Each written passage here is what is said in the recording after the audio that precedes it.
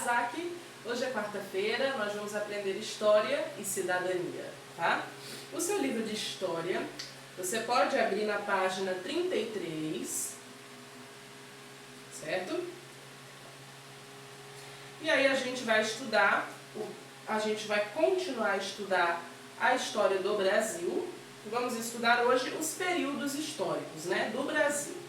Desde a chegada dos portugueses, que nós estudamos na aula passada, até depois disso, né?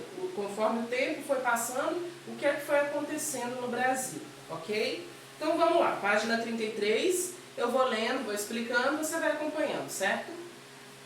Vamos lá, Brasil, períodos históricos.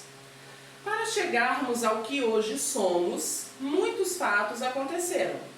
Tornamo-nos uma grande nação, com uma pluralidade de cultura imensa e com uma grande mistura de povos. Pluralidade de cultura significa que no nosso país tem várias culturas diferentes, certo? Isso é pluralidade. E também uma mistura de muitos povos, porque vários povos vieram para o Brasil e ajudaram a colonizar, de certa forma, esta terra, né? Então nós temos herança histórica de muitos povos, não somente dos portugueses e dos indígenas, tá? Vamos lá, os primeiros anos de domínio português. Esse período vai de 1500 até 1534. Pode ser chamado de período pré-colonial.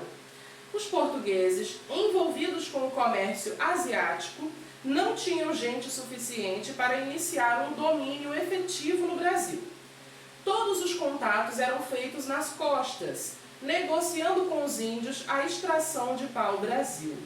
Várias expedições mapeavam as costas brasileiras e, eventualmente, eram estabelecidas feitorias, fortes que guardavam o território português de invasões francesas. Então veja, aqui nesse momento, no período pré-colonial, Portugal ainda não tem condição de realmente colonizar o Brasil, de realmente ter domínio completo sobre a nação. Então eles vão negociando com os índios, por exemplo, né, a extração do pau-brasil, e vão dominando aos poucos. Existe a presença também de outros povos, como os franceses, por exemplo, dos quais os portugueses se protegem nos seus territórios ali nas costas brasileiras. Então, nas costas brasileiras tinham muitos territórios ali de domínio dos portugueses, e eles se protegiam de ataques de franceses, porque havia a disputa, obviamente, né? O que saía do pau-brasil, a matéria, a substância extraída, era usada para colorir, por exemplo, para fazer tinta, para tecidos e tudo mais. Então, começou a ser uma coisa extremamente valiosa, uma iguaria, e aí outros países também estavam de olho, né? Então, esses portugueses criavam esses fortes para se proteger de invasões de outros povos, certo? Continuando. Nessa época, foi muito importante a expedição comandada por Martim Afonso de Souza, que em 1532 fundou a primeira vila brasileira, São Vicente, e logo depois fundou a Vila de Santo André, ambas no atual estado de São Paulo. Então, a partir de 1532, começou ali a mudar, né? Um homem chamado Martim Afonso de Souza fundou duas vilas no Brasil. Uma chamada São Vicente e outra chamada Vila de Santo André, tá? E todas elas, as duas no caso, ficavam onde hoje é São Paulo, certo? Esse português trouxe para o Brasil as primeiras mudas da cana-de-açúcar e o seu cultivo desenvolveu-se em toda a faixa do litoral. Então veja, a cana-de-açúcar não é algo que vem do Brasil, vem já de fora, de Portugal. Ele trouxe isso para cá, começou a cultivar e esse cultivo se estendeu em todo o litoral brasileiro, tá? A cana-de-açúcar se difundiu por todo o Brasil. Durante muitos anos, houve uma grande disputa com os franceses, mas após várias lutas, os portugueses conseguiram expulsá-los. Então a gente vê que eles realmente viviam brigando com os franceses, até que por fim os portugueses venceram a luta. Aí agora vamos lá, período colonial. Esse longo período é caracterizado pelas lutas entre brancos e índios e pelo processo de escravização dos africanos que foram trazidos trazidos para a lavoura da cana-de-açúcar. Então, a partir do momento que começa o período colonial no Brasil, que é quando o Brasil já é domínio de Portugal, começa aí a escravidão dos africanos, dos negros e também dos índios, porque muitos e muitos foram escravizados também pelos portugueses. E aí, nesse momento, começou o embate entre os europeus e os índios, porque aí os europeus começaram a realmente querer dominar e colonizar o Brasil. E aí os índios reagiram a isso, né? Tentaram reagir, mas obviamente os portugueses venceram essa briga. E muitos índios foram mortos, muitos índios foram escravizados e assim por diante, tá? Aí os escravos negros que vinham da África vinham como escravos para trabalhar nas lavouras de cana-de-açúcar que estavam se difundindo em todo o Brasil, certo? A valorização da produção açucareira aumentava a procura por escravos, pois por volta do século XVI, o açúcar era considerado artigo de luxo na Europa e vendido por grama nas farmácias, na época chamadas de boticas, tá? Então veja bem, o açúcar se tornou uma das coisas mais valiosas daquela época. Por isso, aumentava a necessidade de escravos. Claro, eles não queriam pagar uma quantidade enorme de gente para trabalhar. Então o que faziam? Mão de obra escrava. Assim eles não precisavam pagar nada para as pessoas trabalharem, e aí essas pessoas cuidariam dessas lavouras de açúcar de graça, eles só teriam lucro, não teriam investimento nenhum, apenas lucro. Com a escravidão, né, as canas-de-açúcar foram se desenvolvendo ainda mais, o açúcar começou a ser vendido e os donos de fazendas, de grandes lavouras, ficavam ricos, porque eles vendiam esse açúcar, né, e recebiam apenas o lucro. Eles não precisavam de dinheiro para pagar nenhum funcionário, para pagar nenhum negro, ninguém que trabalhasse na lavoura recebia, eles eram escravos, então eles trabalhavam de graça. Por isso também as lavouras cresceram tanto, porque como a mão de obra, ou seja, como eram escravos que trabalhavam e não precisava gastar um centavo para conseguir esses trabalhadores, os homens ficavam ricos, certo? E quanto mais açúcar, quanto mais cana-de-açúcar, quanto mais lavoura, mais escravos vinham da África. Então os homens eram arrancados de seu país, de sua nação e jogados aqui no Brasil para trabalhar forçadamente para esses homens, certo? Assim começou a escravidão no Brasil. Continuando ali, a cultura da cana-de-açúcar foi responsável pelo povoamento do litoral brasileiro e pela fixação dos colonos na terra. Então, o fato de que se expandiu a cana-de-açúcar fez com que os homens se firmassem ali no litoral brasileiro e começaram a realmente criar raízes. Ficaram mesmo, né? Eles não estavam só de passagem, passaram a morar ali e a povoar todo o litoral brasileiro. No período colonial, muitas cidades foram fundadas, crescendo posteriormente graças à compra e à venda da produção local. Desses recursos, os principais foram a cana-de-açúcar, a criação de gado, o ouro e o café. Então, essas eram as principais fontes da economia no Brasil naquela época. Cana-de-açúcar, gado, né, bois e vacas, e ouro e café. Ouro e café. Então, isso era o que era mais comercializado aqui no Brasil e dava muito dinheiro. E era tudo sempre mão de obra escrava. Os escravos é que trabalhavam para esses senhores só terem um lucro, né? Então, eles ganhavam muito dinheiro. O período colonial foi o mais extenso da nossa história e foi nele que muitas revoltas aconteceram pela insatisfação, fruto do domínio português e de cobrança de impostos. Então as pessoas inúmeras vezes ficavam insatisfeitas e com raiva da coroa portuguesa porque estava cobrando impostos muito altos e estava agindo com injustiça. Então muitas revoltas aconteceram ao longo de todos os anos da história do Brasil. As pessoas se revoltavam contra Portugal. Nesse período, o povo brasileiro foi miscigenando-se, ou seja, misturando-se as raças. Foi no Brasil colônia que se deu a mestiçagem brasileira.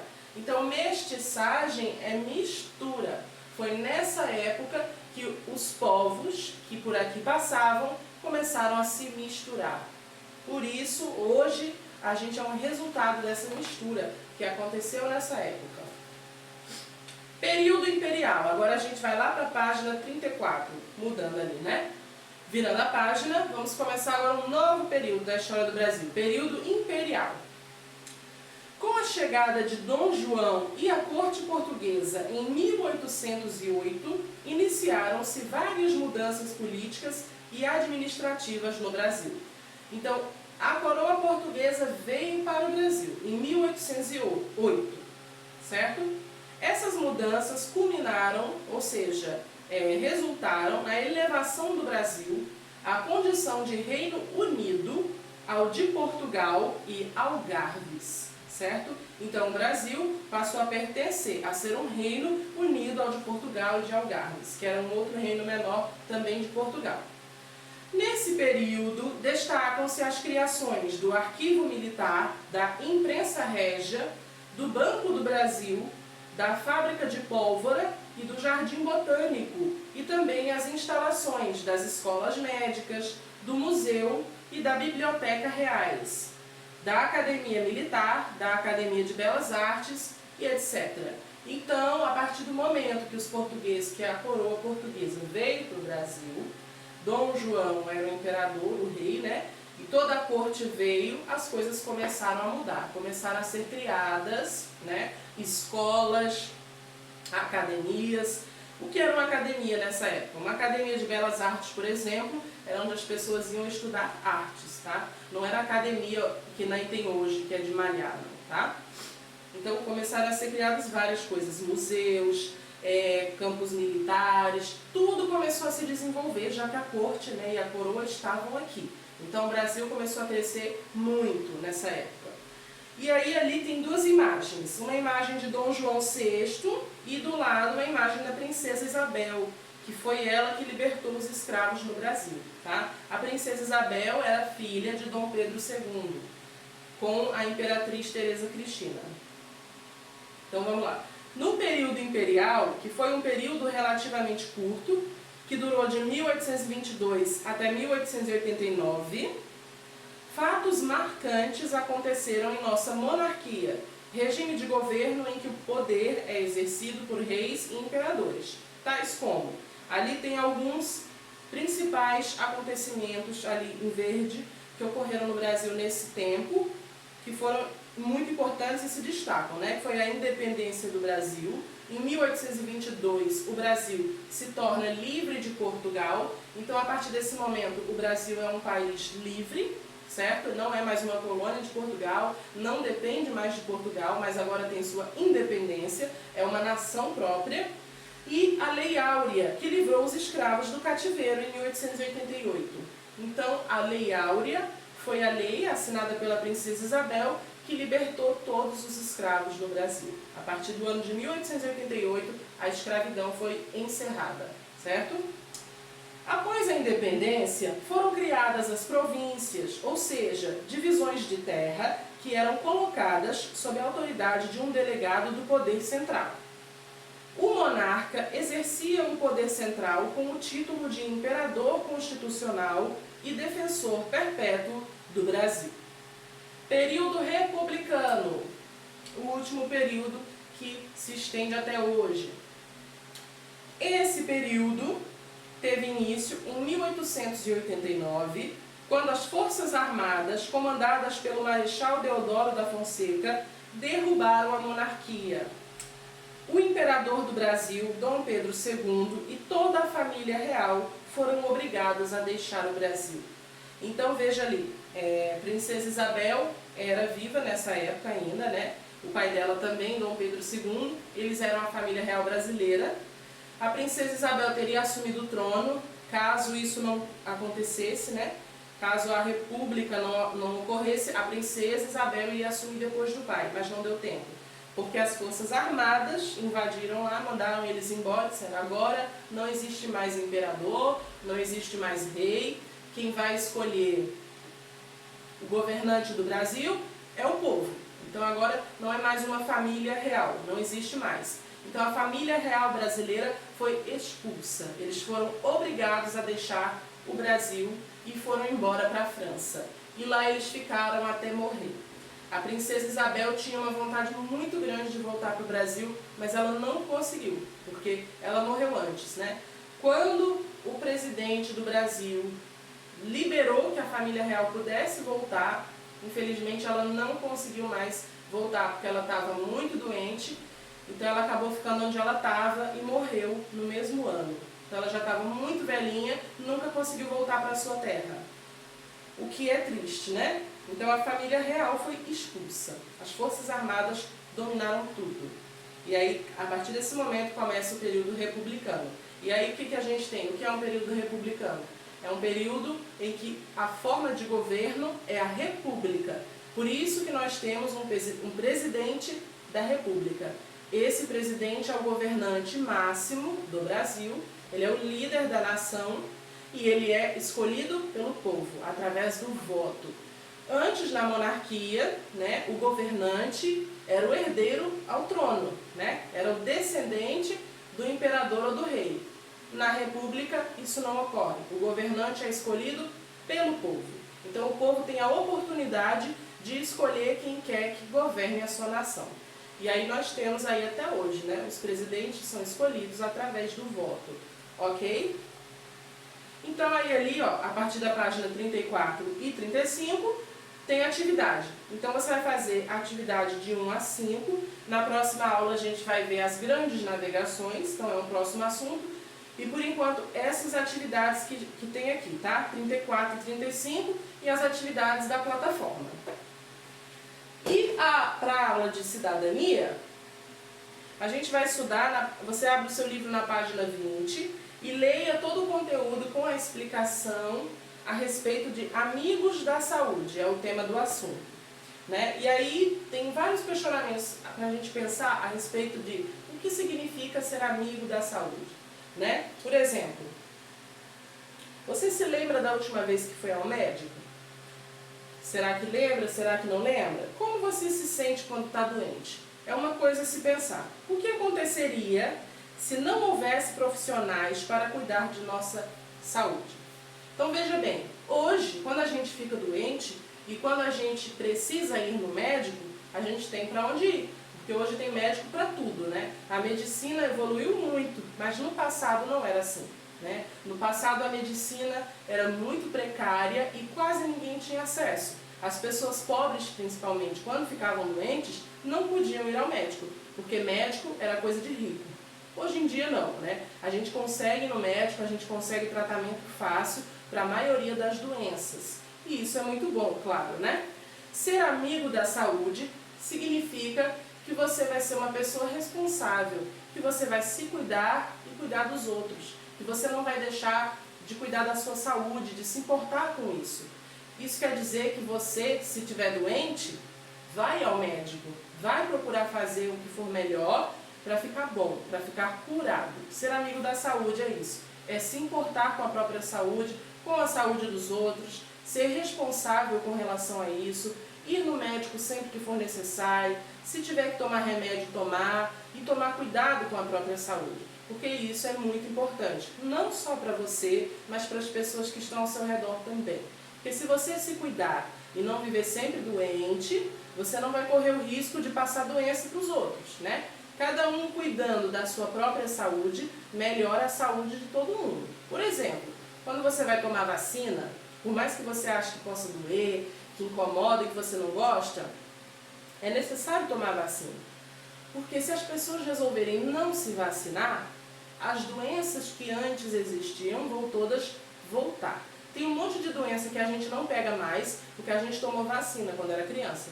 São doenças que existiam no passado, numa época em que não tinha vacina, então as pessoas ficavam doentes muito fácil, não tinham o que fazer, não tinham como evitar, né? E muitas dessas doenças matavam, então era perigosíssimo, as pessoas não conseguiam médicos e tratamentos suficientes para ficarem boas, então era muito ruim. Conforme a medicina foi mudando e avançando, foram criadas as vacinas e que quando o povo começou a se vacinar, essas doenças foram desaparecendo. Por quê? Porque ninguém mais pegava. Se ninguém mais pega, a doença desaparece. Muitas doenças foram vencidas através da vacinação.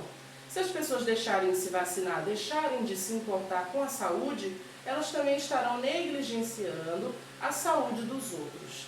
Se você tem uma doença, você pode passar para outra pessoa. Então, o que é melhor fazer? Evitar pegar a doença, se cuidar direitinho, para que ninguém ao seu redor fique doente também. Então, quando a gente é amigo da saúde, a gente não pensa só na nossa própria saúde, a gente também pensa no outro, porque nós vivemos em sociedade. Por isso é importante ser amigo da saúde, tá? Se não houver profissionais da saúde, como em alguns lugares, infelizmente, as pessoas ainda não têm acesso, pode ocorrer de morrerem de doenças simples, né? Às vezes uma simples gripe pode matar uma pessoa que vive num lugar muito distante da cidade, que não consegue chegar até um centro médico, não consegue ajuda, e essa pessoa pode acabar morrendo de uma coisa simples, né? Então, infelizmente, em alguns lugares do nosso país e até do mundo, ainda existem pessoas que não têm acesso total à saúde. E essas pessoas acabam sofrendo muito mais, né? Porque pegam doenças que podem vir a matar, são mais vulneráveis, porque não têm acesso a médico.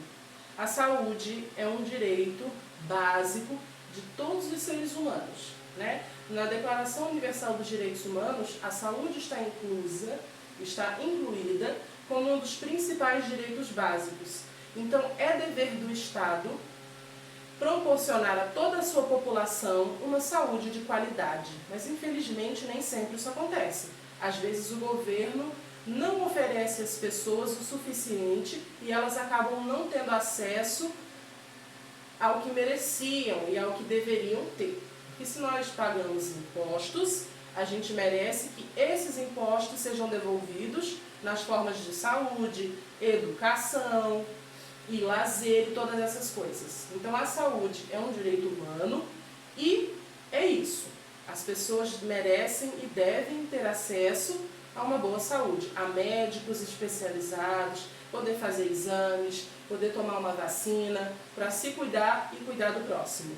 Então leia o que tem no seu livro a esse respeito, faça as atividades do livro, tá certo? E aqui as da plataforma também. Se tiver alguma dúvida, sabe que pode entrar em contato. Então é isso, vou ficando por aqui. Amanhã é quinta-feira e a gente volta, tá? Beijo e tchau, tchau.